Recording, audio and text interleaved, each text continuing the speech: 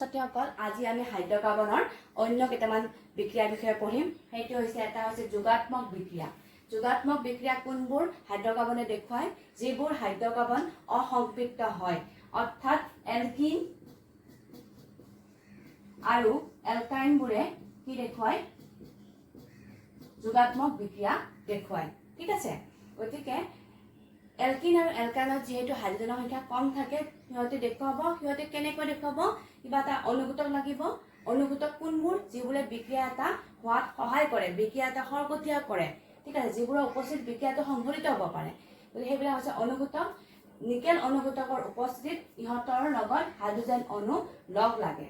গতিকে মনত ৰাখিবা সদায় ইহঁত কিহৰ উপস্থিতি লগ লাগিব, নিকেল অনুঘটকৰ উপস্থিতিত আমাৰ এলকিনৰ বা এলকাইনৰ পৰা আমাৰ কি হ'ব সংপৃক্ত হাইড্ৰকাৰ্বন সৃষ্টি হ'ব। এতিয়া তোমালোকৰ কিতাপৰ এটা বিক্ৰিয়ালৈ আমি যাওঁ। কাৰ্বন কাৰ্বন ইয়াতে আমাৰ দেখিছে তোমালোকে আৰ লিখিছে নহয়, আৰ বস্তুটো কি হয় না, মনত প্ৰশ্ন আহিব পাৰে যে আৰ কিয় লিখিছে। আৰ মানে হৈছে actually Elgin. Elgin Elgin Elgin কি, এলকিন হৈছে এলকেনৰ পৰা অহা এটা যৌগ, কিন্তু তাত আমাৰ কি থাকিব, সেইটো তাত আমাৰ হাইড্ৰজেন এটা কম থাকিব, অৰ্থাৎ কাৰ্বনৰ এটা ফোৰ অসম্পৃক্ত হৈ থাকিব, বান্ধনি গঠন নকৰিব। 3ডাল বান্ধনি গঠন হ'ব, 4 নম্বৰ বান্ধনিডাল মুক্ত হৈ থাকিব, গঠন কৰিব নোৱাৰে, ইলেক্ট্ৰন এটা থাকিব। অৰ্থাৎ আমি সহজকৈ বুজিব লাগিলে এইটোৱে বুজিম যে এলকিন যৌগবোৰ সেইবোৰ যৌগ বা সেইবোৰ গ্ৰুপ যিবিলাকত হাইড্ৰজেন এটা কম থাকে, হাইড্ৰজেন পৰমাণু এটা কম থাকে, সেইবিলাক আমি এলকিল বুলি কওঁ। এতিয়া ধৰা হ'ল আমাৰ মিথেন। মিথেন ইয়াতে গোটেইটো আমাৰ হেৰি আছে, ইয়াৰ নাম মিথেন হৈছে, এইটো এটা আমাৰ এলকেন হয় নহয়, হয়। এতিয়া হাইড্ৰজেন এটা কমি গ'ল, ই হৈ গ'ল এলকিল, আৰু ইয়াৰ নামটো কি আছিলে মিথেন, হয়নে? মিথেন আছিলে, তো ইয়াৰ নামটো আমাৰ কি হ'ব মিথাইল। বুজি পাইছা, ইয়াৰ নামটো আমাৰ কি হৈ গ'ল মিথাইল হৈ গ'ল, যিহেতু এইটো এটা এলকিল, চ' ইয়াৰ নাম হৈ গ'ল মিথাইল। ঠিক তেনেকে ইথেন হলে আমাৰ কি হ'ব ইথাইল, বিউটেন হলে বিউটাইল, মানে তাত এটা হাইড্ৰজেন কম হৈ থাকিব। এতিয়া যেতিয়া এটা হাইড্ৰজেন কম হৈ থাকিব তেতিয়া ইয়াত ইহঁতে লগ লাগিব সহজ হ'ব, কাৰণ ইফালে এটা আমাৰ কাৰ্বনৰ লগত বান্ধনি গঠন কৰি আছে, গতিকে আমাৰ কাৰ্বনৰ 3ডাল বান্ধনি লাগিব নহয় জানো, ইয়াত থকা কাৰ্বনটোত কেইটা বান্ধনি লাগিব বাৰু, 3টা বান্ধনি লাগিব। গতিকে আৰবোৰ এইকাৰণে লিখিছে ইয়াতে, কাৰণ এটা হাইড্ৰজেন কম থাকিলে কাৰ্বনৰ লগত লগ লাগিব পাৰিব। তেনেহ'লে হ'ল এইটোকে আমি চাওঁ, এইফালে যদি আমাৰ এটা মিথাইল গ্ৰুপ থাকে, এইফালে এটা মিথাইল গ্ৰুপ আমি দিলোঁ, এইফালে আমাৰ এটা মিথাইল গ্ৰুপ দিলোঁ, এইফালে আমি এটা মিথাইল গ্ৰুপ দিলোঁ, হৈ গ'লনে? আমি এনেকৈ লিখিব পাৰোঁ এই বস্তুটোকে, পাৰোঁ। আকৌ আমি এনেকুৱাকৈ লিখিব পাৰোঁ, এইটো নহয় বোলে ইফালে বোলে বেছিকৈ আছে, এইফালে বোলে ধৰা হ'ল ইথাইল গ্ৰুপ আছে, C2H5। বুজি পাইছা, ইফালে ইথাইল গ্ৰুপ থাকিব পাৰে, বিউটাইল গ্ৰুপ থাকিব, প্ৰপাইল গ্ৰুপ, যিকোনো গ্ৰুপ থাকিব পাৰে। যিহেতু ইমান লিখি থকাটো সম্ভৱ নহয়, যিহেতু চববিলাক যোগাত্মক বিক্ৰিয়াৰ কথাহে আমি কৈছোঁ, গতিকে এটা এটা যৌগৰ কথা লিখাৰ কথা আমাৰ দৰকাৰ নাই, সেইকাৰণে আমি সংক্ষেপে কি কৰিছে আৰ দি লৈছে। আৰ দিয়াৰ লগে লগে আমাৰ আৰৰ ঠাইত যিকোনো এলকিল গ্ৰুপ আহিব পাৰে। বুজি পাইছা, এইটো আৰৰ ঠাইত আমি বিউটাইলো বহাব পাৰোঁ, এইটো আৰৰ ঠাইত আমি প্ৰপাইল বহাব পাৰোঁ, বা এইটো আৰৰ ঠাইত আমি হেক্সাইলো বহুৱাব পাৰোঁ, যিকোনো হ'ব পাৰে। মাত্ৰ এতিয়া মনত লাগিব যে আৰ মানে হৈছে এলকিল, য'ত এটা হাইড্ৰজেন কম থাকে। এলকেনৰ এটা ৰূপ, এলকেনৰ পৰাই আমি পাওঁ, মাত্ৰ তাত এলকেনত 4টা হাইড্ৰজেন সংপৃক্ত হৈ থাকে, ইয়াত এটা হাইড্ৰজেন কম হৈ থাকিব। ঠিক আছে, চ' সেইটো হৈছে আৰৰ কথা। এতিয়া আহা আমাৰ বিক্ৰিয়াটোলৈ। এতিয়া ইয়াত যদি আমাৰ থাকে, ইহঁতক যদি আমি নিকেল অনুঘটকৰ উপস্থিতিত, নিকেল অনুঘটক থাকিব, নিকেল অনুঘটকৰ উপস্থিতি হাইড্ৰজেন অণুৰ লগত সি কি কৰিব, হাইড্ৰজেন অণু ইয়াতে বিক্ৰিয়া কৰিব, তেতিয়া হাইড্ৰজেন অণুৱে বিক্ৰিয়া কৰিব, তেতিয়া কি হ'ব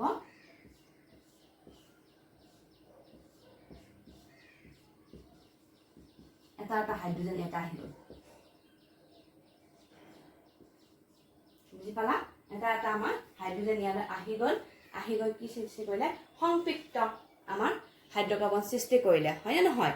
এতিয়া সংপৃক্ত হাইড্ৰকাৰ্বনটোত আমি দেখি সংপৃক্ত হাইড্ৰকাৰ্বনটো এইকাৰণে কৈছোঁ কাৰণ ইয়াতে আমাৰ কি আছিলে ডাবল বান্ধনী আছিলে দ্বি বান্ধনী আছিলে কিন্তু এইবাৰ আমাৰ কি হ'ল বান্ধনী আমাৰ এটা হৈ গ'ল চ' আমি সংপৃক্ত হাইড্ৰকাৰ্বন পালোঁ চ' যোগাত্মক বিক্ৰিয়া কোনবোৰ হাইড্ৰকাৰ্বনে দেখুৱায় সংপৃক্ত আৰু অসংপৃক্ত হাইড্ৰকাৰ্বনবোৰে দেখুৱায় আৰু ইয়াৰ জৰিয়তে কি হ'ব পাৰে যৌগটো সংপৃক্ত হাইড্ৰকাৰ্বনলৈ পৰিণত হ'ব পাৰে এতিয়া যদি ধৰা হ'ল তিনিটা বান্ধনী আছে ধৰা হ'ল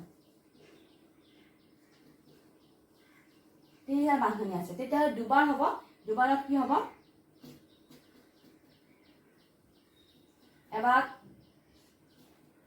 প্ৰথমবাৰ কি হ'ব তিনিটা বান্ধনী আছিলে প্ৰথম নিকেল অনুঘটকৰ উপস্থিতি লগ লাগি কি হ'ব দ্বি বান্ধনী গঠন কৰিব আকৌ নিকেল অনুঘটকৰ উপস্থিতি দুবাৰকৈ লগ লাগিব তাৰমানে নিকেল অনুঘটকৰ উপস্থিতিত হাইড্ৰজেন অণু লগ লাগিব লগ লাগি ই কি গঠন কৰিব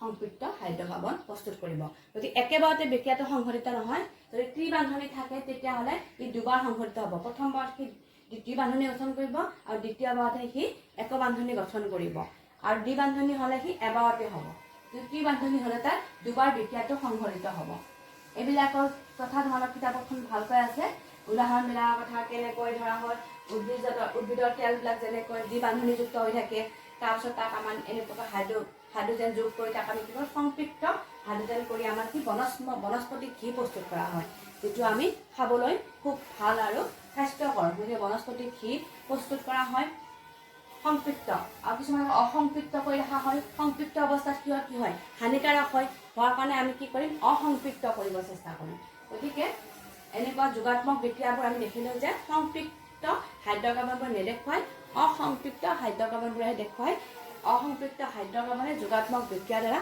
সংপৃক্ত হ'ব বিচাৰে অ'কে নেক্সট চাওঁ প্ৰতিস্থাপন বিক্ৰিয়াৰ বিষয়ে যিবোৰ হাইড্ৰকাৰ্বন সংপৃক্ত হৈ থাকে সেইবিলাকে কি দেখুৱায় প্ৰতিস্থাপন বিক্ৰিয়া দেখুৱায় গতিকে প্ৰতিস্থাপন বিক্ৰিয়াৰ আমি এটা উদাহৰণ লৈছোঁ সেইটো হৈছে মিথেনে কি কৰে বিক্ষিপ্ত সূৰ্যৰ পোহৰত ক্লৰিন অণুৱে মিথেনৰ লগত বিক্ৰিয়া কৰি কি কৰিব কাৰ্বন টেট্ৰাক্লৰাইড অণু প্ৰস্তুত কৰিব এই বিক্ৰিয়াটো কিন্তু একেটা ধাপতে নহয় সি ষ্টেপ বাই ষ্টেপ হয় এতিয়া প্ৰথম বিক্ৰিয়াটো চাওঁ আমি CH4 ক্লৰিনে বিক্ৰিয়া কৰিলে কি হ'ব CH3Cl প্লাছ HCl লক্ষ্য কৰিলেনে এটা হাইড্ৰজেন ক্লৰিন অণু দ্বাৰা কি হৈছে প্ৰতিস্থাপিত হৈছে প্ৰতিস্থাপন বিক্ৰিয়াৰ বিষয়ে তোমালোকে ইতিমধ্যে পাইছা আমি আমাৰ প্ৰথমটো চেপ্টাৰত আমি পাইছিলোঁ প্ৰতিস্থাপন বিক্ৰিয়া কি য'ত অন্য এটা মৌল আন এটা মৌলক অপসাৰিত কৰিব পাৰে তেনেকুৱা বিক্ৰিয়াবিলাক আমি কি কওঁ প্ৰতিস্থাপন বিক্ৰিয়া বুলি কওঁ চ' ইয়াতে ক্লৰিনে কি কৰিছে হাইড্ৰজেনক ইয়াৰ পৰা কি কৰিছে অপসাৰিত কৰিছে কৰি ক্লৰিন বহিছে আৰু সেই হাইড্ৰজেনটোৱে ক্লৰিনৰ লগ লাগি HCl প্ৰস্তুত কৰিছে আকৌ CH3Cl যোগ ক্লৰিন অণু আকৌ হাইড্ৰজেন এটা আঁতৰি যাব আৰু গঠন কৰিব এফালে HCl লাহে লাহে দেখিছোঁ আমি হাইড্ৰজেনৰ সংখ্যা কমি আহিছে 3 নম্বৰ ষ্টেপত কি হ'ব CH2Cl2 প্লাছ ক্লৰিন এবাৰ হ'ব CHCl3 প্লাছ HCl লাহে লাহে আমাৰ কি হৈছে ক্লৰিনৰ পৰিমাণ বাঢ়ি গৈছে হাইড্ৰজেনৰ সংখ্যা কমি গৈছে আৰু লাষ্ট ষ্টেপটোত কি হ'ব CHCl3 প্লাছ Cl2 কি হৈছে CCl4 প্লাছ HCl অৰ্থাৎ গোটেইকেইটা হাইড্ৰজেন অণু ক্লৰিন অণু দ্বাৰা কি হ'ল প্ৰতিস্থাপিত হ'ল গতিকে তোমালোকৰ মেইন বিক্ৰিয়াটো যদিও এইটো বিক্ৰিয়া একচুৱেলি সূৰ্যৰ পোহৰত গোটেইখিনি সংঘটিত হ'ব কিন্তু ষ্টেপ বাই ষ্টেপ আমি দেখুৱাব লাগিব লাষ্ট বিক্ৰিয়াটো দেখুৱাব লাগিব তোমালোকৰ কিতাপত অকল এইটো দিয়া আছে এইটো লিখিলে নহ'ব এই গোটেইটো বিক্ৰিয়া কৰি দেখুৱাব লাগিব কাৰণ তাত কাৰ্বন টেট্ৰাক্লৰাইড প্ৰস্তুত হ'ব গোটেইখিনি প্ৰতিস্থাপিত হ'ব ষ্টেপ বাই ষ্টেপ গোটেইখিনি প্ৰতিস্থাপিত হয় আমাৰ কাৰ্বন টেট্ৰাক্লৰাইড প্ৰস্তুত হ'ব যিটো এটা কি জৈৱ দ্ৰাৱক কাৰ্বন টেট্ৰাক্লৰাইড ঠিক আছে জৈৱ যৌগ গঠন কৰিব সেইটো হৈছে কাৰ্বন টেট্ৰাক্লৰাইড যদি কাৰ্বন টেট্ৰাক্লৰাইডটো আমি নাম কি কাৰ্বন টেট্ৰাক্লৰাইড চাৰিটা আছে চ' টেট্ৰা চ' কাৰ্বন টেট্ৰাক্লৰাইড যদি আমি আকৌ দেখিবলৈ এনেকুৱা হ'ব ক্লৰিন ক্লৰিন ক্লৰিন ক্লৰিন যিহেতু ক্লৰিনৰ যোজ্যতা 1 আৰু আমাৰ চাৰিটা কাৰ্বনে ইয়াৰ কি কৰিব বান্ধনী সহযোগী বান্ধনী গঠন কৰিব তো হৈ গ'ল কাৰ্বন টেট্ৰাক্লৰাইড নিশ্চয় তোমালোকে এইখিনি বিক্ৰিয়াৰ বিষয়ে তোমালোকে গম পালা নহয়নে? আহোঁ আমি হাইড্ৰকাৰ্বন বা হাইড্ৰকাৰ্বনৰ অন্য কিছুমান যৌগলৈ আমি আহোঁ। এটা হৈছে ইথানল। ইয়াত কি হৈ আছে? এলকহল। হাইড্ৰকাৰ্বনত কি আছে? এলকহল যোগ হৈ আছে। চ' এইটো আমি ইথানলৰ বিষয়ে পঢ়িম। ইথানলৰ কি ব্যৱহাৰ আছে? ইথানলক আমি সকলোৱে জানো, আমাৰ যিটো আমি মদ বুলি কওঁ সেইটো আমাৰ এটা এলকহলে হয়, ইথানলৰ প্ৰস্তুত কৰে। তেনেকুৱা এইটো বিশুদ্ধ এলকহল আমাৰ হয় এইটো ইথানল। আৰু ইথানল জেনেৰেলি আমাৰ কি হয়? জুলীয়া অৱস্থাত থাকে সিহঁত, আৰু সিহঁতৰ গলনাংক আৰু উতলাংক কম হয়। আৰু ইথানলটো আমাৰ এলকহল হিচাপে আমাৰ ক'ত ব্যৱহাৰ কৰে? আমি জেনেৰেলি মানুহবিলাকে এইটো সেৱন কৰে, কিন্তু বিশুদ্ধ এলকহল যদি সেৱন কৰে তেতিয়াহ'লে মানুহজনৰ মৃত্যু পৰ্যন্ত হ'ব পাৰে দেই, এইটো মনত কৰি ৰাখিবা। আৰু এইবিলাক আমি কিন্তু বিভিন্ন এইটো এটা দ্ৰাৱক হয়, তাৰমানে ইয়াতে আমি কি কৰিব পাৰোঁ? পানী নিচিনা ইয়াতে আমি কি কৰিব পাৰোঁ? বিভিন্ন ধৰণৰ বস্তু ইয়াতে দ্ৰৱীভূত কৰিব পাৰোঁ। চ' এইটো এটা ভাল দ্ৰাৱক হয়। চ' সেইকাৰণে ইয়াক আমি কি কৰোঁ?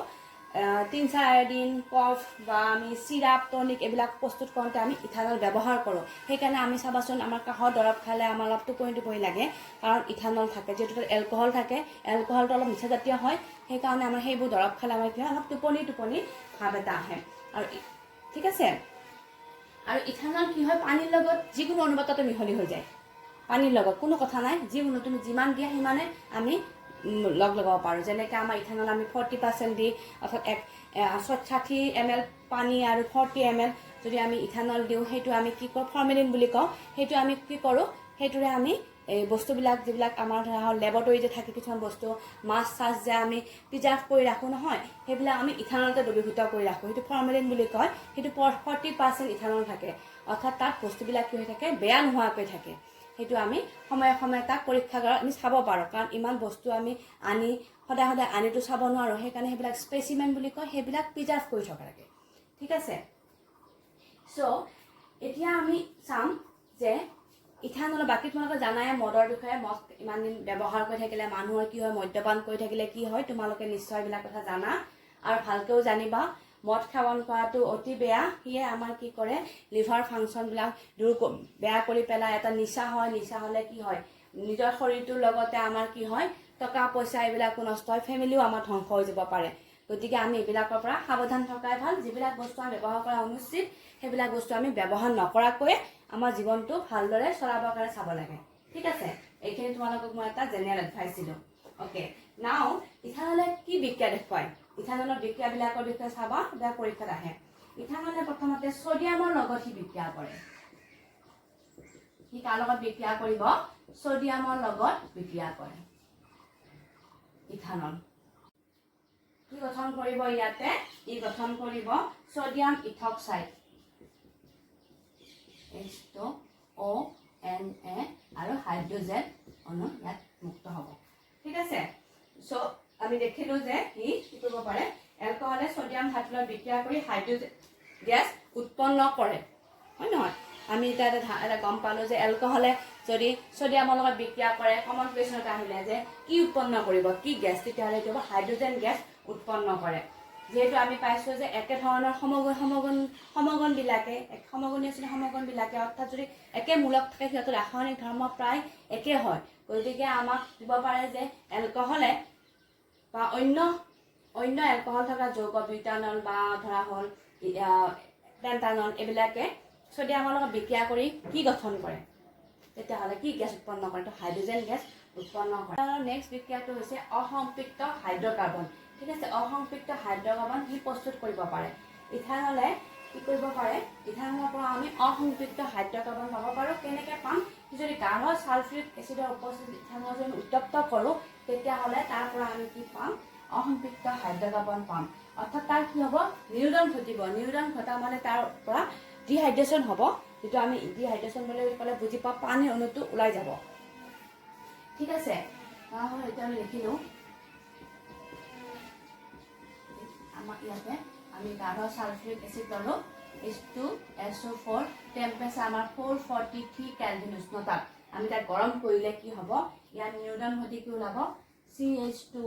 CH2 প্লাছ H2O, পানীৰ অণু আঁতৰি যাব। অৰ্থাৎ আমি কি পালোঁ? ইয়াৰ পৰা আমি কি পালোঁ? ইথিন পালোঁ। গতিকে এলকহলৰ পৰা আমি অসম্পৃক্ত হাইড্ৰকাৰ্বন কি পালোঁ? ইথিন আমি প্ৰস্তুত কৰিব পাৰোঁ ইথানলৰ পৰা। গতিকে ইথানলৰ পৰা আমাৰ কি হ'ব পাৰে অসম্পৃক্ত হাইড্ৰকাৰ্বন প্ৰস্তুত হ'ব পাৰে কাৰ উপস্থিতিত গাঢ় সালফিউৰিক এসিড H2SO4 সালফিউৰিক এসিডৰ যদি আমি সালফিউৰিক এসিডৰ উপস্থিতিত যদি ইয়াত যদি আমি 443 কেলভিন উষ্ণতাত গৰম কৰোঁ তেতিয়া আমি কি পাম অসম্পৃক্ত হাইড্ৰকাৰ্বন পাম গাঢ় সালফিউৰিক এসিডত ইয়াতে আমি নিৰোধক দ্ৰব্য হিচাপে ইউজ কৰিছোঁ নিৰোধক দ্ৰব্য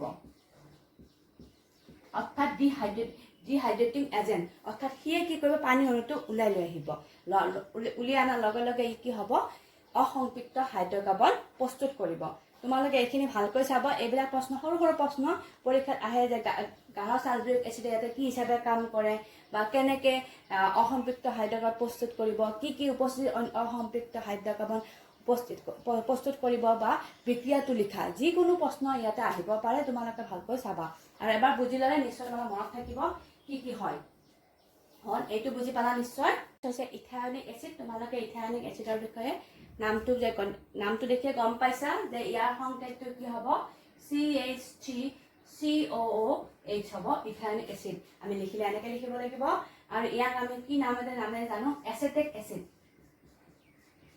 এসিড বুলি কওঁ ঠিক আছে আৰু ইয়াৰ এটা অংশ যদি আমাৰ 5 to 8% যদি থাকে আমি জলীয় দ্ৰৱক তাক কি বুলি কওঁ ভিনেগাৰ বুলি কওঁ ভিনেগাৰটো আমি প্ৰায়ে আমি ব্যৱহাৰ কৰোঁ আচাৰ সংৰক্ষণ কৰিবলৈ বা বিভিন্ন ধৰণৰ কামত আমি ভিনেগাৰ ব্যৱহাৰ কৰোঁ এতিয়া ইহঁতৰ যেহেতু ইহঁত এসিড গতিকে এই এসিডৰ ধৰ্ম দেখুৱাব ইহঁতৰ সোৱাদটো টেঙা হ'ব কিন্তু ইহঁতে কি ক'ব না হাইড্ৰজেন আয়নিত কৰিব নোৱাৰে কাৰণ হাইড্ৰক্লৰিক এসিডে যেনেকৈ পাৰে তেনেকৈ ই নোৱাৰে কাৰণ ইহঁত এবিধ দুৰ্বল এসিড ঠিক আছে উইক এসিড হয় ইহঁত ষ্ট্ৰং এসিড নহয় ঠিক আছে সেইকাৰণে আমি ইহঁতক ব্যৱহাৰ কৰি থাকিব পাৰোঁ ষ্ট্ৰং এসিড আমি ব্যৱহাৰ কৰিব নোৱাৰোঁ কৰিলে আমাৰ পুৰি যাব দেহাটো পুৰি যাব বা আমাৰ য'ত লাগে পুৰি যাব কিন্তু আমাৰ দুৰ্বল এসিড হোৱাৰ কাৰণে তেনেকুৱা আমাৰ একো নহয় অ'কে আৰু এইবিধৰ যিহেতু ইয়াৰ গলনাংক অতি কম গলনাংক হৈছে 290 কেলভিন যাৰ কাৰণে ইয়াক কি হয় ঠাণ্ডা দেশত ই গোট মাৰে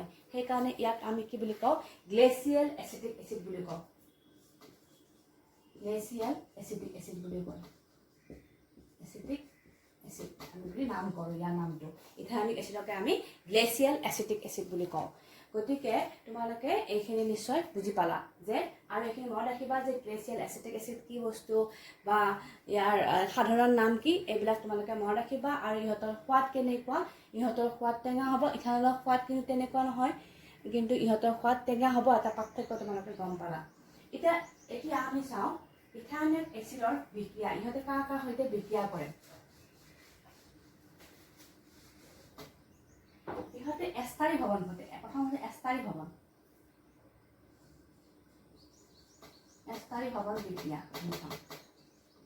এইটো পৰীক্ষাত আহে দেই এষ্টাৰী ভৱন বিক্ৰিয়াৰ বিষয়ে পৰীক্ষাত আহে এচিড আৰু এলকহলৰ মাজত বিক্ৰিয়া ঘটিলে সাধাৰণতে এষ্টাৰ উৎপন্ন হয় ঠিক আছে এচিড আৰু এলকহল আমাৰ দুটা এচিড আছে আৰু আমি দুটা পাইছিলোঁ এলকহল ইতিমধ্যে পাইছোঁ ইথানল আৰু আমাৰ এচিড আছে ইয়াতে তো আমি লিখিম CH3COOH প্লাছ CH3 ভাঙি লৈছোঁ এইটো ভাঙি দিয়ে লিখিছোঁ OH হয়নে এটা পালোঁ আমি এটা বোলে এচিটিক এচিড আৰু এটা হৈছে এলকহল এই দুটাৰ মাজত যেতিয়া বিক্ৰিয়া ঘটিব তেতিয়াহ'লে কি হ'ব কি সৃষ্টি হ'ব এষ্টাৰ গঠন হ'ব এষ্টাৰ হ'লে কেনেকুৱা হ'ব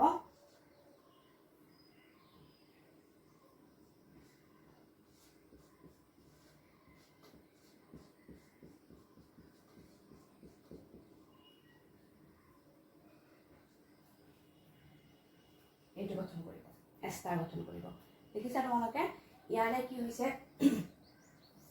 CH3টো আহিলে C অক্সিজেনৰ দুটা বান্ধনি গঠন কৰিছে হাইড্ৰজেনটো আঁতৰি গৈছে ঠিক আছে ইয়াৰ কি হৈছে ইয়াৰ পৰা এটা অক্সিজেন আহিছে আৰু এটা হাইড্ৰজেন আঁতৰি গৈছে ঠিক আছে দুফালে দুটা হাইড্ৰজেন আমাৰ আঁতৰি গৈছে লক্ষ্য কৰিছে তোমালোকে দুফালে দুটা হাইড্ৰজেন আমাৰ আঁতৰি গৈছে হাইড্ৰজেনটো আমাৰ ওলাই যাব হাইড্ৰজেন গেছ ওলাই যাব আৰু এইটো কি ক'ব এষ্টাৰ এই যৌগটোৰ নাম এই যৌগটো কি বুলি কৈছোঁ আমি এষ্টাৰ বুলি কৈছোঁ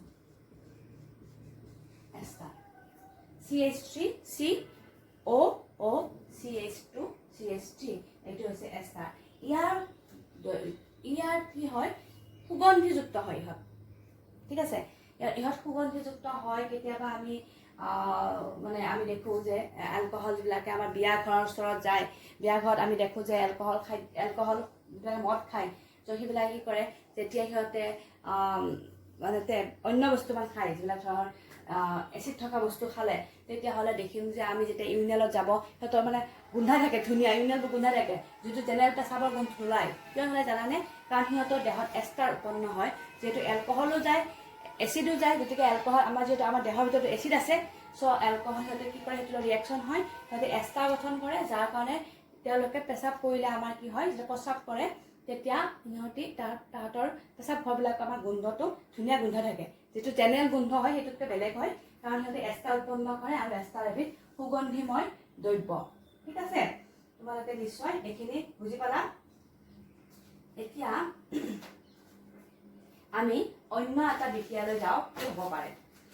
সিহঁতে এতিয়া সাৰৰ লগত বিক্ৰিয়া কৰিব, এচিড আৰু সাৰে বিক্ৰিয়া কৰি কি উৎপন্ন কৰে বাৰু? তোমালোকে নিশ্চয় পাই আহিছা, এচিড সাৰে বিক্ৰিয়া কৰি কি উৎপন্ন কৰে?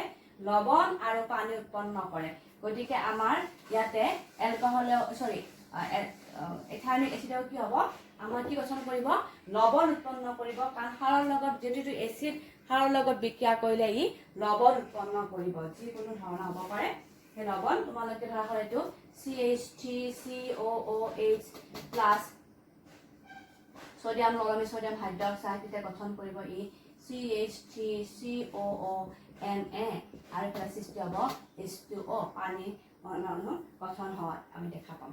গতিকে আমি জানো যে লৱণ আৰু পানী উৎপন্ন হয় যেতিয়া কি হয়, যেতিয়া এচিডে সাৰৰ লগত বিক্ৰিয়া কৰে। ঠিক আছে, চ' এনেকে আমি জানো। আমি ইহঁতে ইথানিক এচিডে তোমালোকে চেপ্টাৰ নম্বৰ 2টো তোমালোকে চাবা ভালকৈ, তাত তোমালোকে দেখিবা যে এচিডে কাৰ্বনেট আৰু হাইড্ৰজেন কাৰ্বনেটৰ বিক্ৰিয়া কৰি কি উৎপন্ন কৰে? কাৰ্বন ডাই অক্সাইড উৎপন্ন কৰে, হয় নহয়? ইয়াতো সেইবিলাক ধৰ্ম দেখুৱাব, যিহেতু এইটো এটা এচিড, গতিকে ইহঁতে কি কৰিব, কাৰ্বনেট আৰু হাইড্ৰজেন কাৰ্বনেটৰ লগত বিক্ৰিয়া কৰি কি উৎপন্ন? পানী আৰু কাৰ্বন ডাই অক্সাইড উৎপন্ন কৰিব। তোমালোকে ইতিমধ্যে এচিড, খাৰ আৰু লৱণ চেপ্টাৰত তোমালোকে ইতিমধ্যে পঢ়ি আহিছা। তাত তোমালোকে গম পাইছে যে এচিডে হাইড্ৰজেন কাৰ্বনেট বা কাৰ্বনেটৰ লগত বিক্ৰিয়া কৰি পানী, কাৰ্বন ডাই অক্সাইড আৰু লৱণ প্ৰস্তুত কৰে। তো ইয়াতো তেনেকুৱা হ'ব, সিহঁতে সেইবিলাক প্ৰস্তুত কৰিব। ইয়াতো যেনে এটা উদাহৰণ মই দিছোঁ তোমালোকক, তোমালোকে সেইটো চেপ্টাৰ ভালকৈ পঢ়িলে এই চেপ্টাৰটো বুজি পাবা, কাৰণ যিহেতু এইটো এটা এচিড, গতিকে এচিডৰ ধৰ্ম সেই গোটেইখিনি দেখুৱাব। কাৰ্বনেট আমি দিলোঁ, দিয়ালৈকে আমাৰ কি হৈছে, লৱণ উৎপন্ন হৈয়ে আছে। আমাৰ এইটো লৱণ হয়, লৱণ, পানী লগতে কাৰ্বন ডাই অক্সাইড আমাৰ সৃষ্টি হ'ব। নিশ্চয় তোমালোকে এইটো চেপ্টাৰ নম্বৰ 2 তোমালোকে পঢ়ি আহিছা আৰু তাৰ পৰা এইটো বুজি পাবা কিয় হয়। গতিকে এইখিনি হৈছে তোমালোকৰ ইথানিক এচিডৰ বিষয়ে। ছাত্ৰীসকল, এইবাৰ মই তোমালোকক আটাইতকৈ শেষত পঢ়াব লৈছোঁ চাবোন আৰু অপমাৰ্জক। চাবোন আৰু অপমাৰ্জকে কেনেদৰে ক্ৰিয়া কৰে। আমি কাপোৰ ধুওঁতে আমি কি ব্যৱহাৰ কৰোঁ? চাবোন ব্যৱহাৰ কৰোঁ, নহয় জানো? গতিকে চাবোনেনো কেনেকৈ কাম কৰে আমি সেইটোৰ বিষয়ে জানো আহা। এতিয়া আমাৰ বেছিভাগ মলিবিলাক আমাৰ কি হয় বাৰু? তেলীয়া হয়, হয় নহয়? বেছিভাগ মলি আমাৰ তেলীয়া গুণসম্পন্ন হয়, অৰ্থাৎ সিহঁতক আমি কি কৰোঁ? চাবোন সানিলে সেই তেলীয়া গুণবোৰ নোহোৱা হয়। এতিয়া চাবোনটো কেনেকৈ গঠিত হৈছে আমি সেই বিষয়ে জানিব লাগিব। চাবোন হৈছে কাৰ্বক্সিলিক এচিডৰ পটাছিয়াম বা সোডিয়াম লৱণ, ঠিক আছে? এইটো হৈছে চাবোনত থকা আমাৰ অংশ। কি থাকে চাবোনত? কি থাকে? কাৰ্বক্সিলিক এচিড থাকে আৰু তাত থাকে সোডিয়াম বা পটাছিয়াম থাকে, অৰ্থাৎ সেইটো লৱণ হিচাপে থাকে। ঠিক আছে, এতিয়া চাবোনটো যেতিয়া আমি লগাই দিওঁ, চাবোনৰ দুটা মেৰু থাকে। চাবোনৰ এটা মেৰু কি হয়? জলাকৰ্ষী, অৰ্থাৎ হাইড্ৰফিলিক মানে কি? জলাকৰ্ষী মানে হৈছে কি কৰে? পানীৰ প্ৰতি আকৰ্ষিত হ'ব। সেই অণুকেইটা চাবোনে এটা মেৰু কাৰ প্ৰতি আকৰ্ষিত হ'ব? জলৰ প্ৰতি। সেইকাৰণে জলাকৰ্ষী, পানীৰ প্ৰতি আকৰ্ষিত হ'ব এটা মেৰু। ঠিক আছে, আৰু আনটো মেৰু কিন্তু পানীৰ প্ৰতি আকৰ্ষিত নহয়। দুটা মেৰু থাকে, এটা মেৰু পানীৰ প্ৰতি আকৰ্ষিত হৈছে, আনটো মেৰু কিন্তু পানীৰ প্ৰতি আকৰ্ষিত নহয়। সেইটো মেৰু কাৰ প্ৰতি আকৰ্ষিত হ'ব তেল বা অন্য পানীৰ বিপৰীত ফালে তেলৰ প্ৰতি আকৰ্ষিত হ'ব সেইটোক আমি কওঁ জলঘিনী অৰ্থাৎ জলক ঘীন কৰিব তো তাক এটা নাম দিছোঁ জলঘিনী বা ইয়াক ইংৰাজীত কয় তাক হাইড্ৰফবিক ঠিক আছে সো আমি দেখিলোঁ যে চাবোনত দুটা মেৰু থাকে এটা জলাকৰ্ষী পানী ফালে আকৰ্ষিত হ'ব আনটো জলঘিনী অৰ্থাৎ পানী ফালে আকৰ্ষিত নহয় পানী ফালে আকৰ্ষিত নহ'লে সি অন্য বস্তু ফালে আকৰ্ষিত হ'ব যিটো তাত থাকিব গতিকে ইহঁতে কি কৰে চাওঁ আহা যেতিয়া আমি কোনো এটা লেতেৰা মলিত আমি চাবোনটো লগাই দিম কাৰণ এইখিনি মলিত চাবোনটো লগাই দিম তেতিয়া দেখিম যে এটা মোৰ পানী ফালে আকৰ্ষিত হৈছে আৰু আনটো মোৰ বাহিৰলৈকে আকৰ্ষিত হৈছে বাহিৰৰ মানে পানী এইটো মোৰ পানীৰ প্ৰতি আকৰ্ষিত হৈছে আৰু এইটো মোৰ তেলৰ প্ৰতি আকৰ্ষিত হৈছে ধৰা হ'ল এইখিনি মলি এইখিনি তেলখিনি লাগি আছে আমাৰ সেই মলিখিনি আছে দেখিম যে এটা মেৰু কোনফালে আছে তেলৰ ফালে আছে কোনটো মেৰু আছে যিটো জলঘিনীটো তেলৰ ফালে আছে বা মলিটোৰ ফালে আছে আৰু অন্যটো যেটো পানীৰ প্ৰতি আকৰ্ষিত হয় সেইটো পানীৰ ফালে আছে অৰ্থাৎ দুটা মেৰু যদি আমাৰ আমি যদি সোডিয়াম লবণ আছে চাবোনটোত তেতিয়া সোডিয়াম প্লাস আয়নটো কোনফালে থাকিব পানীৰ ফালে থাকিব আৰু বাকি মানে কাৰ্বক্সিলিক এসিডৰ যেটো নেগেটিভ আয়ন সেইবিলাক কোনফালে থাকিব এইফালে থাকিব ভিতৰৰ ফালে থাকিব অৰ্থাৎ কাৰ্বক্সিলিক আমি কি বুজি পালো যে সোডিয়াম সেইখিনি পানীত দ্ৰৱীভূত হ'ব কিন্তু কাৰ্বক্সিলিক এসিডখিনি বা ফেটি এসিডৰ যেটো যৌগ সেইখিনি ক'ত থাকিব সেইখিনি আমাৰ মলিত দ্ৰৱীভূত হ'ব ঠিক আছে কাৰ্বন শৃংখলটো ক'ত দ্ৰৱীভূত হ'ব তেলত দ্ৰৱীভূত হ'ব কিন্তু আমাৰ সোডিয়াম বা পটাছিয়াম যিবিলাক আয়ন থাকিব সেইবোৰ ক'ত দ্ৰৱীভূত হ'ব পানীত দ্ৰৱীভূত হ'ব এতিয়া যেতিয়া ইহঁতক আমি মলিত চাবোনটো ব্যৱহাৰ কৰিম দেখিবা ইহঁতে কিছুমান এনেকুৱা পুচ্ছৰ সৃষ্টি কৰিছে ঠিক আছে দেখিবলৈ এনেকুৱা দেখা হ'ব মানে ইয়াক যদি আমি ঘঁহি দিওঁ লাহে লাহে আমি দেখিলে কিছুমান অনু বাহিৰলৈ গৈছে এটা মোৰ বাহিৰত আছে আৰু এটা মোৰ ভিতৰৰ ফালে আছে এতিয়া বাহিৰৰ ফালে কোনবোৰ আছে যিবিলাক পানীৰ প্ৰতি আকৰ্ষিত মূৰটো আৰু পানীৰ প্ৰতি বিকশিত মূৰটো কোনফালে আছে ভিতৰৰ ফালে আছে মল যোনফালে আছে সেইফালে আছে গতিকে যেতিয়া ইহঁতে আমি চাবোনত এনেকৈ ঘঁহি দিম তেতিয়া কি কৰিবা ইহঁতে ক্ৰিয়া কৰি এটা এনেকুৱা কণাপুঞ্জৰ সৃষ্টি কৰিব এইটো আমি মাইচেল বুলি কওঁ কণাপুঞ্জৰ এনেকৈ সৃষ্টি কৰিব চাৰিওফালে কি কৰিব এইবিলাক আমাৰ এই গোটেইবিলাক হ'ব কি জলাকৰ্ষী আৰু ভিতৰ ফালে থকাবোৰ কি হ'ব জলাঘিনী গতিকে ইহঁতে এনেকুৱাকৈ এটা কণাপুঞ্জৰ সৃষ্টি কৰিব আৰু যিয়ে কি কৰিব মলিটো আঁতৰাই পঠাব কাৰণ তেলবিলাক ক'ত দ্ৰৱীভূত হৈ গ'ল কাৰ্বন শৃংখলত দ্ৰৱীভূত হৈ গ'ল হয়নে নহয় এইফালে পানীটো দ্ৰৱীভূত হ'লে আৰু ইহঁতৰ যিহেতু ইহঁতৰ আয়ন বেলেগ হোৱাৰ কাৰণে তেলৰ আয়নটো বেলেগ হোৱাৰ কাৰণে আৰু অন্যটো মেৰুৰ আয়ন বেলেগ হোৱাৰ কাৰণে বিপৰীত আয়ন হোৱাৰ কাৰণে যিহেতু এটা পজিটিভ এটা নিগেটিভ আয়ন আছে গতিকে ইহঁতৰ কি নহয় অধক্ষেপ সৃষ্টি নহয় ইহঁত কেনেকৈ থাকিব উপঙি থাকিব সেইকাৰণে আমি কি দেখা পাওঁ পানীবিলাক আমি চাবোন ব্যৱহাৰ কৰোঁ চাবোনৰ পানী ব্যৱহাৰ কৰাৰ পিছত বা চাৰ্ফ ব্যৱহাৰ কৰাৰ পিছত কাপোৰখিনি তিয়াই থোৱাৰ পিছত আমি দেখা পাওঁ যে পানীখিনি ঘোলাৰ নিচিনা হৈ গৈছে হয় নহয় কাৰণ তাত কৈছে মাইচেল সৃষ্টি হৈছে আৰু এই যে সৃষ্টি হৈছে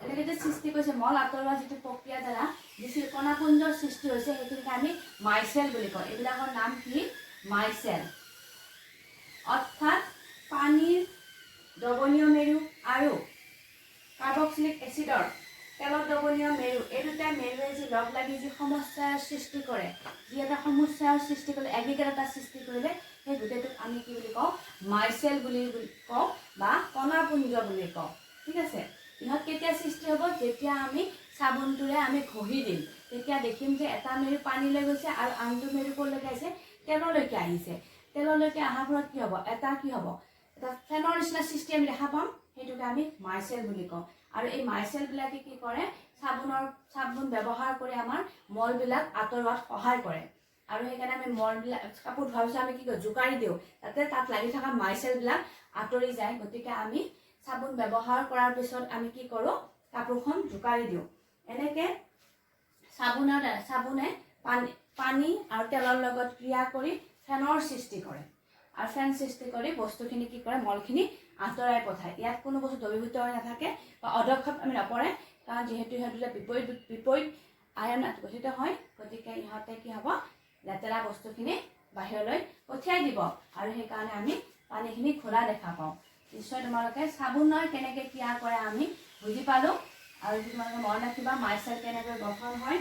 ঠিক আছে, মাইচেল হৈছে পানীৰ অণুবোৰে দ্ৰৱণীয় মেৰু আৰু পানী অণু দ্ৰৱণীয় আৰু কাৰ্বক্সিলিক এচিডৰ অদ্ৰৱণীয় মেৰু মানে বা তেলত দ্ৰৱণীয় মেৰুৱে যিসমূহ উৎসাহৰ সৃষ্টি কৰে সেইটোকে আমি মাইচেল বুলি কওঁ। ঠিক আছে, এতিয়া আমি চাম অপমাৰ্জক। অপমাৰ্জক আমি কিয় ব্যৱহাৰ কৰিব লাগে। আমাৰ পানীবিলাক দুই ধৰণৰ আছে, তুমি জানানে? পানী দুই ধৰণৰ, কঠিন পানী আৰু কোমল পানী, hard water and soft water. আমি এইটা পানী আছে, আমাৰ দুই প্ৰকাৰ পানী আছে, কঠিন পানী আৰু কোমল পানী। আমি কঠিন পানী কিন্তু খাব নোৱাৰোঁ দেই, আমি কোমল পানী খাওঁ। সেইকাৰণে আমি ফিল্টাৰ কৰোঁ বা একুৱাগাৰ্ড আমি ব্যৱহাৰ কৰোঁ আৰু এইবিলাক আমি ফিল্টাৰবিলাক ব্যৱহাৰ কৰোঁ য'ত পানীটো আমাৰ কি হয় ছফ্ট হয়, কোমল হয়। কঠিন পানী আমি ব্যৱহাৰ কৰিব খাব নোৱাৰোঁ।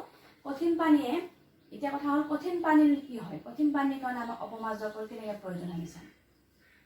কঠিন পানীত কি থাকে, ইমান এটা বস্তু থাকে, সেইটা হৈছে কেলছিয়াম। কঠিন পানী হৈছে কেলছিয়াম বা মেগনেছিয়াম লৱণ থাকে ইহঁততে।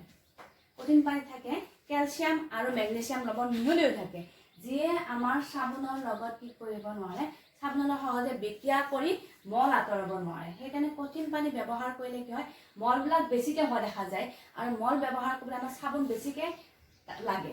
ঠিক আছে, কাৰণ ইহঁতে কি কৰে, সিহঁতে কি কৰিব, যেতিয়া কেলছিয়াম আৰু মেগনেছিয়াম আয়নে চাবোনৰ লগত মিলি যাব তেতিয়া সিহঁতে ওপৰঞ্চি বেছি মলৰহে সৃষ্টি কৰে। বুজি পাইছেনে? গতিকে সেই মলবোৰ সহজে আঁতৰ কৰিব দিগদাৰ হৈ যায়। যেনে আমাৰ কঠিন পানীটো জান জুৰি পানীবিলাক কঠিন পানী হয়, তাত কেলছিয়াম আৰু মেগনেছিয়ামৰ লৱণ মিহলি হৈ থাকে। গতিকে তাত আমি গা ধুলে দেখা পাম যে বেছিকৈ ফেন নুঠে, কাৰণ মলবিলাক বেছি হোৱাৰ কাৰণে ফেন উঠিব নোৱাৰে। ফেন কেতিয়া উঠিব, যেতিয়া মলবিলাক আঁতৰি যাব তেতিয়াই ফেনৰ সমস্যাটো সৃষ্টি হ'ব, মাইচেলৰ সৃষ্টি হ'ব। যেতিয়া মলবোৰ আঁতৰ কৰিব নোৱাৰোঁ তেতিয়া আমি দেখা পাম যে তাত ফেনৰ সৃষ্টি নহয়। গতিকে এইবিলাক আমি আঁতৰাৰ কাৰণে ব্যৱস্থা কৰিব লাগে। কেলছিয়াম বা মেগনেছিয়াম লৱণবিলাক আমি কেনেকৈ আঁতৰ কৰাম, আমি কিছুমান অপমাৰ্জক আমি ব্যৱহাৰ কৰিম, ডিটাৰজেণ্ট কিছুমান ব্যৱহাৰ কৰিম, যিবোৰ কি হ'ব, যিবোৰে কেলছিয়াম বা মেগনেছিয়াম লৱণক কি কৰি ৰাখিব, দ্ৰৱীভূত কৰি ৰাখিব। তেনেকুৱা অপমাৰ্জকবোৰ বিশেষকৈ আমাৰ দীৰ্ঘ শৃংখলযুক্ত ছালফনিক এচিডৰ এমনিয়াম লৱণ হয়। ঠিক আছে, এইটো এমনিয়াম লৱণ হোৱাৰ কাৰণে সিহঁতে কি কৰিব পাৰে, কেলছিয়াম বা মেগনেছিয়াম আয়নৰ লগত সিহঁতে কি কৰে, বিক্ৰিয়া কৰে, কিন্তু অৰ্ধক্ষেপ সৃষ্টি নকৰে। ঠিক আছে, বিক্ৰিয়া কৰিব কিন্তু অৰ্ধক্ষেপ সৃষ্টি নকৰে। গতিকে মলবোৰ জমা নহয়, মলবোৰ আঁতৰি যাব। গতিকে আমি অপমাৰ্জক আমি চাবোনত সেইকাৰণে আমি কি ব্যৱহাৰ কৰোঁ, অপমাৰ্জক ব্যৱহাৰ কৰিব লগা হয় বা ডিটাৰজেণ্ট ব্যৱহাৰ কৰিব লগা আমাৰ হয়, যিবোৰে আমাক কি কৰিব, অদৰকাৰী মলবিলাক আমাৰ সৃষ্টি হোৱাত সহায় নকৰে, সি আঁতৰোৱাতহে সহায় কৰিব। গতিকে তোমালোকে নিশ্চয় বুজি পালা। এইখিনি হৈছে তোমালোকৰ কাৰ্বন চেপ্টাৰৰ বিষয়ে কথা। তোমালোকে গোটেইখিনি নিশ্চয় বুজি পালা। কাৰ্বনৰ আমি গোটেইখিনি পঢ়িলোঁ, কাৰ্বনৰ জৈৱ যৌগৰ বিষয়ে, কি শৃংখল গঠন কৰে, কাৰ লগত বিক্ৰিয়া কৰে, কি অতিৰিক্ত বিক্ৰিয়া দেখুৱায় বা চাবোন কি, অপমাৰ্জক কি, আমি গোটেইখিনি কথা পঢ়িলোঁ ইতিমধ্যে আমাৰ গোটেইকেইটা পাৰ্টত। আজি মোৰ হয়তো লাষ্ট পাৰ্ট। তোমালোকে নিশ্চয় কাৰ্বনৰ বিষয়ে ভালকৈ বুজি পালা। ঠিক আছে, আৰু নুবুজিলে মোলৈ কমেণ্ট বক্সত গৈ কমেণ্ট কৰিবা, দেন মই তোমালোকক নিশ্চয় সহায় কৰিম। কিবা যদি মই ইয়াতে দিব লগা থাকে মই তোমালোকক সহায় কৰিম। আজিলৈ এইখিনিয়ে, তোমালোকে ভালকৈ এইখিনি চাই ল'বা। Okay, thank U.